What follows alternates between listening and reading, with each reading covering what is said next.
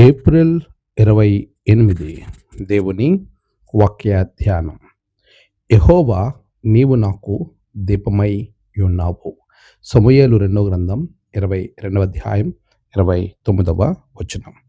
మన ప్రభువైన యేసుక్రీస్తు నామములో మీ అందరికీ ఈ ఉదయం శుభములు తెలియచేస్తున్నాను. ప్రియులారా, దేవుని మహాకృపలో మనమంతా మరొక దినమును చూచే ధన్యత మనకి ప్రభువు అనుగ్రహించారు. అందును బట్టి ప్రభువుకి నేను కృతజ్ఞతాస్తుతులు చెల్లిస్తూ ఉన్నాను. ప్రియ విశ్వాసులారా, మన జీవితంలో చీకటి పోయి వెలుగు రావాలి అని మనము ఎంతగానో తాపత్రయపడుతూ ఉంటాం. వెలుగు ఇక్కడ సంతోషానికి సాదృశ్యం. వెలుగు ఇక్కడ బాధ లేకపోవడానికి సూచిస్తూ ఉంది. వెలుగు అనగా మనలో శ్రమ పోయి మన జీవితం ఆనందమయంగా ఉండటం. అందుకే ఇక్కడ భక్తుడు చాలా మంచి మాటలను ఒక సాక్ష్య రూపంగా తెలియజేస్తున్నాడు. యెహోవా నీవు నాకు దీపమై ఉన్నావు, యెహోవా చీకటిని నాకు వెలుగుగా చేయును. ఈ రెండు చాలా లోతైనటువంటి భావాన్ని ఇస్తూ ఉంటాయి. మనము చాలాసార్లు చీకటిని తీసేయమని ప్రార్థన చేస్తాం, శ్రమను తీసేయమని ప్రార్థన చేస్తాం. ఇక్కడ దావీదు భక్తుడు ఇక్కడ చెబుతున్నటువంటి మాటలను మనం ఆలోచన చేస్తూ ఉన్నప్పుడు, సౌలు చేతిలో నుండి, తన శత్రువులందరి చేతిలో నుండి తప్పించబడిన తర్వాత దావీదు పాడినటువంటి ఒక గీతిక, నీవు నాకు దీపము. అంటే నేను చీకటిలో ఉన్నా, నేను శ్రమలో ఉన్నా, నేను కష్టంలో ఉన్నా, నేను బాధలో ఉన్నా, నాకు చీకటి అనేది ఇబ్బంది లేదు. కారణం ఏంటంటే చీకటిలో ఎలా నడవాలో ఆ దారి నీవు దీపమై నన్ను నడిపిస్తున్నావు. ఇంకా లోతైనటువంటి ఆత్మీయ అర్థం, ఇంకా దేవునితో అతనికి ఉన్నటువంటి అద్భుతమైనటువంటి సహవాసాన్ని తెలిపే మాట దాని కొనసాగింపు. యెహోవా చీకటిని నాకు వెలుగుగా చేయును. ఇది ఎంతో విశ్వాసం ఉండాలండి. మాట చెప్పాలంటే మనమందరము చీకటి తీసేవని ప్రార్థన చేస్తాం. ప్రభువా ఇంకెంతకాలం ఈ శ్రమ తీసేయండి అని మనం ప్రార్థన చేస్తాం. కానీ దావీదు సాక్ష్యం ఏంటంటే, ఏదైతే నాకు ఒక శ్రమ ఉందో, ఏదైతే కష్టం ఉందో, ఏదైతే ఇబ్బంది ఉందో, ఏదైతే చీకటి నన్ను అలుముకుంటూ ఉందో, ఆ చీకటే వెలుగుగా మారిపోయింది.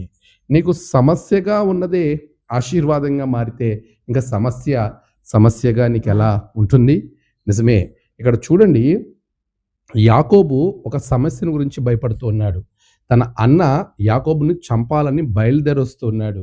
కానీ ఏ అన్న అయితే చంపాలని వచ్చాడో అదే అన్న యాకోబుని ముద్దు పెట్టుకున్నాడు. ఇప్పుడు ఇంకా సమస్య ఏముంది? అన్న సమస్య, అన్న ఆలోచన సమస్య. యాకోబు అన్న చంపుతాడని భయంతోనే ఉన్నాడు తప్ప అన్నను గురించి కాదు. ఇక్కడ సమస్యను బట్టి నువ్వు భయపడద్దు. సమస్య నిన్నేమీ చేయలేదు. సమస్యని కూడా ఆశీర్వాదకరంగా మార్చగలుగుతాడు. మనం చాలాసార్లు ఏదైనా శ్రమ వచ్చినప్పుడు ఆ శ్రమను బట్టి భయపడతాం, బాధపడతాం. దేవుడు అంటున్నాడు, ఆ అఘోరులోయే నీకు ఆశీర్వాదపు లోయగా మారుతుంది. ఆ అస్థిపంజరాలే జీవము కలిగిన ఒక సైన్యముగా దేవుడు మారుస్తాడు. ఆ రాళ్లే కేకలు వేసేలా చేస్తాడు. ఆ నిర్జీవమైనవే జీవము కలిగినగా మాట్లాడగలుగుతుంది. ఆ శపింపబడిన మ్రానే నిన్ను రక్షించేటువంటి మ్రానిగా మార్చబడుతుంది. వేరే దానిని ప్రభువు నీకు తీసుకురాడు, ఉన్నదాన్ని తీసేడు. నీకు ఏదైతే ఇబ్బంది ఉందో, ఏదైతే కష్టం ఉందో, ఏదైతే నిన్ను బాధ పెడుతుందో, ఏ ముళ్ళైతే నీకుందో ఆ ముళ్ళే నీకు ఆశీర్వాదకరంగా ఉంటుంది. అప్పుడు అది ముళ్ళుగా ఉండదు, అది నీకు ఒక గొప్ప కిరీటంగా ఎంచబడుతుంది. అలాంటి ఆశీర్వాదం దేవుడి రోజు నీకు ఇస్తున్నాడు.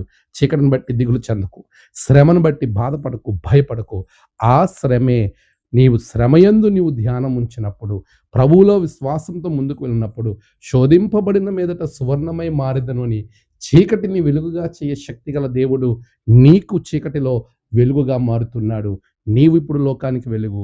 నీవు ఎవరైతే చీకటిలో ఉన్నారో వారికి క్రీస్తు వెలుగుగా ముందుకు వెళ్ళు. అట్టి కృప దేవుడు మీకు అనుగ్రహించునుగాక. ఆమేన్. ప్రార్థన.